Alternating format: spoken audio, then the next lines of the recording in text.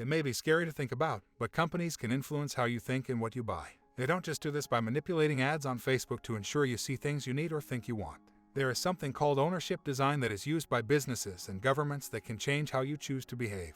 When you use your friend's subscription, whether it's for Spotify or Netflix, that's essentially piracy. However, these companies don't prosecute even though they have the right to. Instead, they hope that you will pay for your own subscription later on. Having a sense of ownership can also prompt lifelong loyalty, which companies want to encourage as well. Ownership design also eliminates the concept of first come, first served. This is because there are companies that sell places in line or scalpers that sell concert tickets. At Disneyland, you can buy passes that allow you to cut queues. As it turns out, you might not own what you think you own. In Colorado, you can claim land that's not legally your own if you openly and continuously possess it for at least 18 years. Conversely, buying a book on Kindle doesn't mean you own it. Amazon can delete your book at any time because you only own the license to read it. Thus, even the most basic idea of ownership can be challenged. The law makes it especially hard to maneuver such issues. An example of this is the Homestead Act, which denied Native Americans their ancestral land. Another is how copyrights are common for music but not dress designs. When it comes to issues like these, some people simply get the short end of the stick. Similarly, even the air above your home or the space between airplane seats can be issues of contention.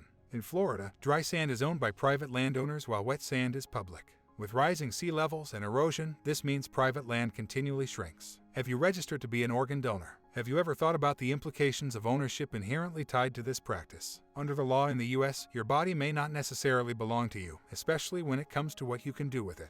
With laws that govern reproductive or abortion rights, whether you can sell sexual services, this means that you might end up feeling like you don't even own your own body. What makes it more complicated is how these laws can differ by state. The sale of bone marrow in Montana is legal and can earn you up to $3,000, but the same practice is illegal in Wyoming. Of course, some of these laws are to protect those who might otherwise be exploited, those who are poor enough to give up their organs for a better shot at living. When it comes to ownership and the underlying issues, problems can even remain long after someone dies. Imagine a keepsake bequeathed to your children upon your passing.